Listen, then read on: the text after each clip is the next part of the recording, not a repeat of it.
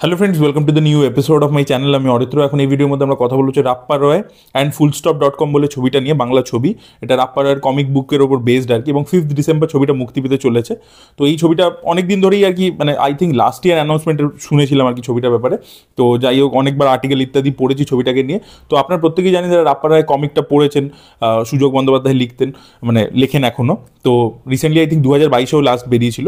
তো সেইটা খুব পপুলার একটা কমিক, তো সেটার ওই অ্যাডাপ্টেশন হতে চলেছে। এবং এখানে ধীমান বর্মন যে ইন্টারপ্রিটেশনটা করেছেন সেটা কিন্তু কমিকের থেকে স্লাইটলি একটু ডিফারেন্ট আমার মনে হলো, অ্যাটলিস্ট ট্রেলার দেখে, যে এখানে কিন্তু একটা ম্যাচিওর টেক করা হয়েছে। মানে নভেল, মানে আপনারা যদি কমিকটা পড়েন সেখানে টিনের মতো ফ্লেভার একটা কমিক ব্যাপার আছে। এখানে কমেডিটাকে কিন্তু একটু সিরিয়াস, একটু সিরিও কমেডি, যেটাকে আমরা বলি ডার্ক কমেডি বলি, সেই একটা জোনে কিন্তু নিয়ে গেছে এবং ট্রিটমেন্টের মধ্যে একটা ডার্ক ব্যাপার নিয়ে এসছে। এখানে এই যে ফুলস্টপ.com বলে যেটা ক্রাইম সিন্ডিকেটের ব্যাপারে দেখানো হচ্ছে, রনি দাস সেটার মেন ভিলেন, তারপরে দুজন হেঞ্চম্যান রয়েছে, সৌরভ দাস রয়েছে। তো তারা যেভাবে অপারেট করছে, যা যা হচ্ছে ক্রাইমগুলো, তো সেইগুলো প্রত্যেকটার মধ্যে কিন্তু একটা সিরিয়াসনেস নিয়ে এসছে। মানে কমিক বুকে যে একটা পুরোই, মানে একটা টিন টাইপের ভাইব ছিল যদি আমি প্রপারলি বলি, তো সেটা থেকে কিন্তু একটা ম্যাচিওর টেক এটা গল্পটার মধ্যে আনা হয়েছে। তো আমরা দেখতে পাচ্ছি যা রাপ্পা রয়, মানে সে একজন জার্নালিস্ট, এবং সেখান থেকে সে আর কি কীভাবে এই ইনভেস্টিগেশনে জড়িয়ে পড়ছে, কী করছে। তার পার্টনার হচ্ছে তারই বন্ধু, ফিল্মের পরিচালক টনি, যেটা দেবাশিস প্লে করছে। দেবাশিস আমার সাথে নিজে শর্ট ফিল্মে কাজ করেছে, সে এখানে একটা প্রমিনেন্ট ক্যারেক্টার পেয়েছে, সেটা দেখে খুব ভালো লাগছে। এবং তার ওই যে পার্টিকুলার ট্যাক্সির মধ্যে যে সিনটা অর্পণ ঘোষালের সাথে, সেটা কিন্তু আমাকে যথেষ্ট হাসিয়েছে আর কি। ঠিক আছে, যে ও অস্কার নিয়ে কথা বলছে আর ও বলছে যে আইটেম সংটা থাকবে, তো ওই জায়গাতে ওর রিয়াকশনটা বেশ ভালো ছিল। তো দেবাশিস এই ধরনের চরিত্র করতে পারে ভালো, তো তাকে ভালো লেগেছে। অর্পণ ঘোষালকে রাপ্পা রায় হিসাবে বেশ ভালো মানিয়েছে। অর্পণ ঘোষাল অভিনেতা খুবই ভালো। অ্যাকচুয়ালি আমি অনেস্টলি বলতে চাই, আমার বাড়ির লোকের অর্পণ ঘোষাল অনেক আগে থেকে ফেভারিট। আমি ক্লিকের একটা শো দেখেছিলাম, সেখানে অর্পণ ঘোষালের পারফরমেন্স আমার খুব ভালো লেগেছিল। তারপর থেকে আমি তাকে ফলো করি। ইভেন আপনারা দেখবেন আমার এতে পছন্দ হয়নি, অথইতে ক্যারেক্টারটা পছন্দ হয়নি, but he is a very good actor, very good looking.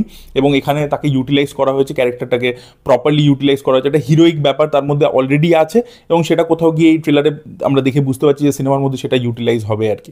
আর এছাড়া খুব ভালো ভালো স্টারকাস্ট নেওয়া হয়েছে। আপনি যদি দেখেন চান্দ্রিক ঘোষ থেকে, রজতব দত্ত থেকে, শান্তিলাল মুখার্জি রাপ্পা রয়ের বাবার চরিত্র করছে, যে পছন্দ করে না যে রাপ্পা রয় এই ধরনের ইনভেস্টিগেশন ইত্যাদিতে আসে। তো বাবা ছেলের যে টাসেলটা, সেটাও আমরা ট্রেলারের মধ্যে এস্টাবলিশ হতে দেখতে পাচ্ছি।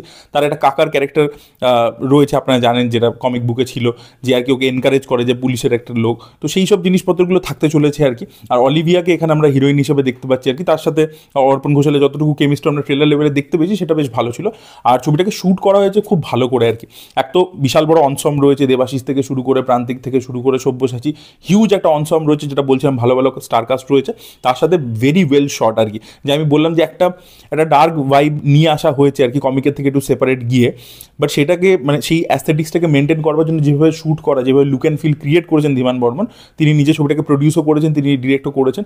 আমি শুনেছিলাম যে ছবিটা মানে খুব যত্ন করে করা হয়েছে অনেক দিন, মানে সচরাচর বাংলা ছবি এত দিন ধরে শ্যুট হয় না, অনেক বেশি দিন ধরে প্রপারলি যত্ন সহকারে আর কি, প্রপার টাকা পয়সা লাগে আর কি। মানে এটা হয় না যে ড্রিম প্রজেক্ট, বোঝাই যাচ্ছে আর কি। তো সেইটা আপনি প্রোডাকশন ভ্যালুর দিক থেকে কোনো রকম খামতি পাবেন না, ভেরি ওয়েল শট। আর একটু আগে আমি যেটা বলছিলাম যে কমিক বুকের থেকে একটু ডিফারেন্ট একটা টেক, একটা ইন্টারপ্রিটেশন ডিরেক্টর নিয়ে এসেছে, সেটা ডেফিনেটলি রয়েছে। বাট তার সাথে যেহেতু একটা কমিক বুক থেকে অ্যাডাপ্টেড, তাই জন্য কমিক বুকের একটা এসেন্সকে কিন্তু মেনটেনও করা হয়েছে। আপনারা যদি ভালো করে লক্ষ্য করেন, যেহেতু একটা ইলাস্ট্রেশনের ব্যাপার চলে আসছে, এবং মাঝে মাঝে আমরা দেখতে যে কমিকের মতো, মানে অ্যানিমেটেড টাইপের আর কি ইমেজেস কিছু আমরা দেখতে পাচ্ছি আর কি, যেগুলো চলে আসছে ট্রেলারের মধ্যে রাখা হয়েছে ট্রানজিশনের জন্য। জানি না ছবির মধ্যেও সেরকম কিছু ব্যবহার করা হবে কিনা, যে গল্পটা বলতে বলতে কিছু জায়গায় অ্যানিমেশনে সুইচ করে যাবে লাইভ অ্যাকশন থেকে, তো সেই অ্যাপ্রোচটা থাকে কিনা সেটা দেখার মতো বিষয় হবে। বাট ওইটা কিন্তু আবার আগেন ওই কমিক বুকের ভাইবটা দিচ্ছে।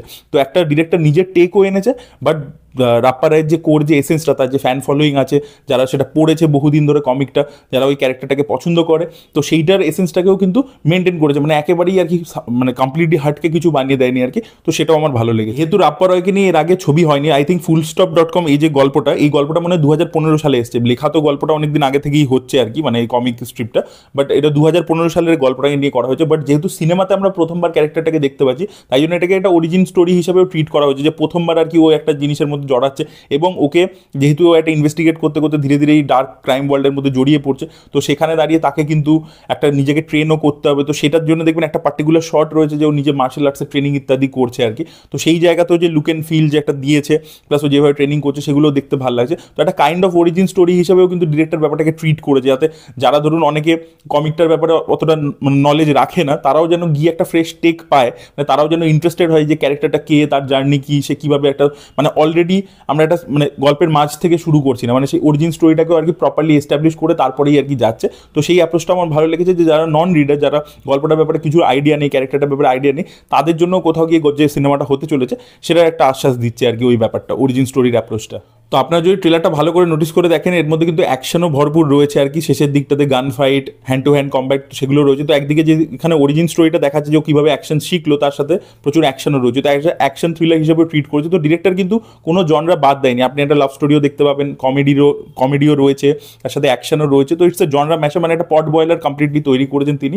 তো দেখুন বাংলা বাজারে আপনার লিমিটেশন প্রত্যেকেই জানে, তো সেখানে একজন ডিরেক্টর, একজন প্রডিউসার প্রথমবার চেষ্টা করে একটা, আর কমিক বুকের ক্যারেক্টার অ্যাডাপ্টেশন খুব একটা বেশি আমরা দেখতে পাই না, তো সেখান থেকে তারা কিন্তু পুরোপুরি চেষ্টা করেছে, মেকার কোনো রকম খামতি রাখেননি ধীমান বর্মন, যাতে ছবিটা আর কি বেস্ট ওয়েতে বানানো যেতে পারে। তো আশা করবো যে 5 ডিসেম্বর যখন ছবিটা মুক্তি পাবে আপনারা হলে গিয়ে অবশ্যই দেখবেন। তো আমি লিঙ্ক দিয়ে দেবো ট্রেলারের ডেসক্রিপশনে, আপনারা গিয়ে চেক আউট করুন এবং আপনাদের ট্রেলারটা দেখে কি ফিডব্যাক, রাপ্পারের এই ইন্টারপ্রিটেশনটা আপনাদের কীরকম লেগেছে অবশ্যই মেকার্সদের সাথে শেয়ার করুন। এবং যদি ট্রেলারটা আপনারা অলরেডি দেখে ফেলেছেন, আপনাদের কি মনে হচ্ছে এই যে অ্যাডাপ্টেশনটা আর কি, যেখানে একটা কমিক বুকের ভাইবও রয়েছে, তার সাথে গাই রিচি, ট্যারেন্টিনো সেটা ফিল ম্যাশ আপ করা হয়েছে, তো সেই এক্স্যাক্টলি সেটা সেই অ্যাপ্রোচটা কীরকম লেগেছে, ধীমান বর্মনের যে ইন্টারপ্রিটেশনটা অর্পণ ঘোষালকে রাপ্পারের চরিত্রে বা দেবাশিসকে টনির চরিত্রে কীরকম লেগেছে, সেটা আমাদের সাথে কমেন্ট সেকশনে শেয়ার করতে পারেন। So that was it guys. যদি ভিডিওটা ভালো লেগে থাকে লাইক করুন, শেয়ার করুন, চ্যানেলকে সাবস্ক্রাইব করতে ভুলবেন না। বাই।